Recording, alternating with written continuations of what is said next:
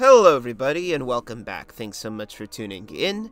My name is Christian Skoggs, and I think it's pretty well known by this point that Hollywood is a dark place. Many of us dream of what our lives would be like if we were more prominent in the Hollywood system, but aside from money and the ability to express yourself creatively, let's face it, there's not really very many upsides to the industry. I think many of us dream about fame, but when you really think about it, is that something you really want? Yes, people will respect you for your talent, but you also lose a sense of privacy that most citizens are usually privileged to have. Now, if you become an overnight sensation as an adult, chances are an emotionally intelligent person will be able to understand how to navigate the pros and cons of fame. But if you're a kid, you don't have that understanding of the world yet. Here's the thing.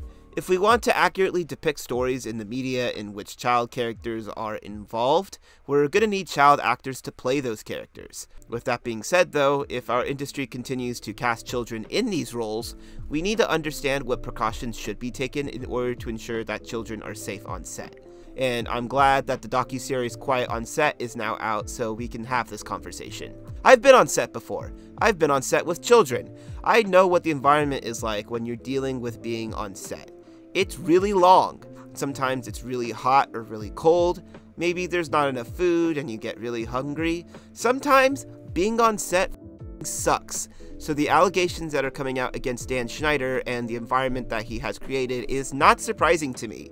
I've seen countless videos from people like Blame It on George and Internet AJ discussing this topic, and I've also read Jeanette McCurdy's book, I'm Glad My Mom Died. So I feel like whatever was new that I learned about Dan Schneider and the environment he built on set was new information at the time of the documentary dropping. Things like Drake Bell being a victim of terrible sexual abuse. Now, we knew that Brian Peck, the dialogue coach who was a convicted pedophile that was sent to prison in 2004, had a John Doe victim listed in his case. The identity of this victim had been open to much speculation for decades, so now we finally know who this person is. And yeah, having watched Drake and Josh growing up, I'm devastated to hear that this happened to him. I understand Drake had his own issues later on, including a child endangerment case himself, but I think this documentary did a good job at painting Drake Bell in a sympathetic light. And speaking of child actors who had tremendous downfalls later on in their life, Amanda Bynes had her own issues. She was one of the biggest stars in the world in the late 90s and early 2000s, and although I never really grew up watching The Amanda Show, it was a little bit before my time, I still was well aware of who she was. I remember her from Hairspray and Big Fat Liar. She was in Robots, and I never saw She's the Man, but Amanda was the lead in that film as well. So yeah, obviously hearing about what she went through after fame was very sad. I've been following all that stuff as well. I think just like a Sunny V2 video about the subject as well.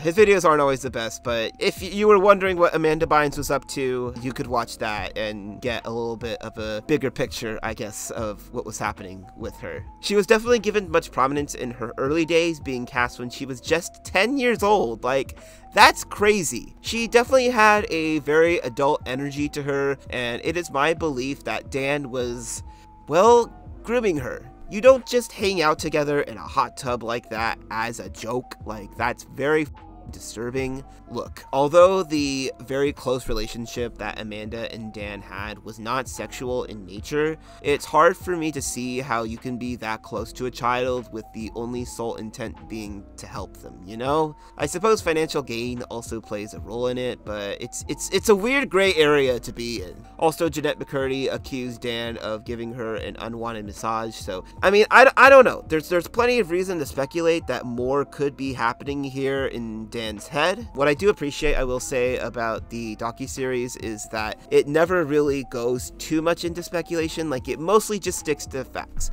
You know, I could speculate on here for days, but I think it's just best that we take the facts of what the docu-series specifically gave us and just go with that. Now, when it comes to Dan Schneider himself, he didn't really have any charges against him the way that Brian Peck did or that Jason Handy did, which we'll get to him in a little bit, but I do want to say that it's weird to me that he had all these weird innuendos on his show. Now, we've obviously been aware of this stuff for years now, like come on, what the f*** is this? Sometimes I wonder if you can get juice from a potato.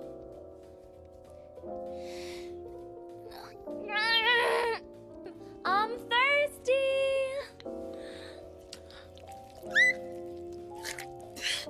And then even this tweet that it's still up on Twitter to this day, like asking young fans for their feet. Like, I don't, like, who the f approved this? Like, why is this here? Was there really no red flags here when this was put up online? Sometimes I'm not even really sure what the punchline of certain jokes are supposed to be. Like, what's going on with the dogs looking up this kid? Like, what was the point of that? I don't like this. I feel all gross, and I'm covered with peanut butter. And I hadn't seen Zoe 101 in years, but looking back on that show, I couldn't help but realize, like, wow, this is actually incredibly weird and sexual for a teen show. It's crazy to me that Dan was able to get away with having characters act in these particular ways, or wear these outfits, which yes, obviously kids should be comfortable with themselves and their bodies, but this is obviously different. Something about the lighting of these scenes and the outfits they're wearing, it all feels like, you know, I'm sorry for saying this, jailbait to me. The problem was, though, that people knew that this was weird as they were making it. Maybe not the kids, they didn't get it, but the adults certainly knew. But nobody ever wanted to say anything because they knew that Dan essentially was a hostile dictator on set. And if you go against his wishes, you're going against him as a person. And if you do that, well, you might just be fired. I get it, that every industry has these assholes. I've worked for them, you've probably worked for them before, but I feel like it's in a leader's best interest to know how to navigate these feelings and steer your crew to success. Yes, I get it. It can be very stressful to navigate yourself through certain things. I've also been in that position before, but it's important that you make those mistakes when you're young and then, you know, build yourself later on. You shouldn't have people reinforcing that how you're acting is okay. You know what I'm saying? Jumping to the next point, though, let's talk about Jason Handy and Brian Peck. Both of these creatures, we'll call them, because that's scientifically the most accurate way to describe them, did horrible, unspeakable things to their child co-workers. The mother who recounted her daughter's experience with Jason Handy was devastating to me. Hearing what he had done had me frozen up in a feeling of fear that I rarely feel when hearing about cases like this. This shit is sick. It's vile. He's still in prison to this day for separate charges, and I say good. Throw away the key. We don't need creatures like that on this earth. He literally has Handy in his name. Like, I'm sorry, his fate's sealed. And yeah, we have Brian Peck, who I already discussed, but I think what's worse of all is he served a prison sentence, but how in the was he able to come back to television to work on Sweet Life of Zack and Cody immediately after his sentence? Did Disney not do a background check on him? Did they not know about where he had been for the past 16 months? How were these two creatures allowed on Dan's set in the first place? Now look, I understand nobody really knew what these creatures were capable of before they arrived on set to work with children, but I guess I don't understand how in the case of Brian Peck, there was any attempt for him to have a career again moving forward. Like, he even had character letters from his colleagues sent to the judge in an effort to reduce his sentence. They don't give a shit. They just want to do a favor for their buddy. Yeah, it was like very high profile people too, like James Marsden was on the list. Like, how in the I don't really know how Nickelodeon as a company rebounds from something like this.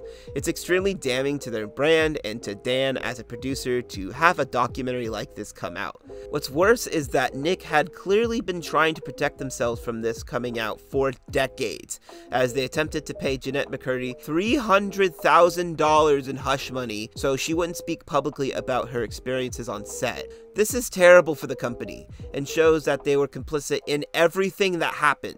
Shortly after the documentary came out, Dan released essentially an apology video in an interview format with Tebow from iCarly conducting it.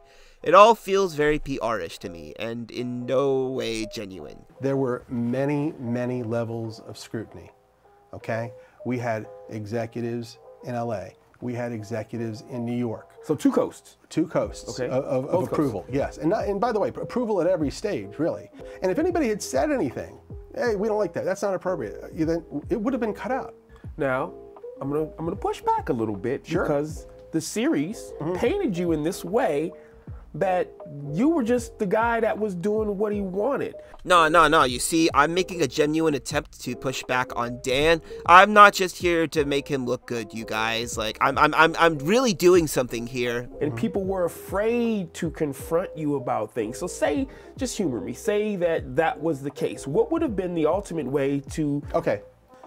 If nobody on the set, if all of the dozens and dozens of adults that were on the set, if they didn't say anything, if my bosses said, if they insisted, you got to make a change here, you got to cut that, I had to do it. I had no choice.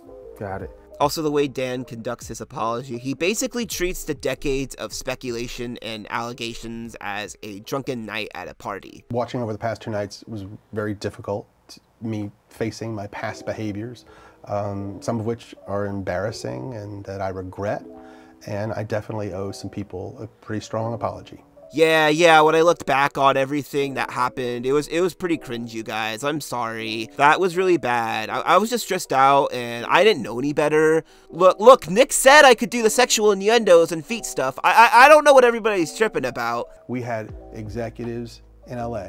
We had executives in New York. So 2 coasts. 2 coasts Okay. of approval, yes. And by the way, approval at every stage, really.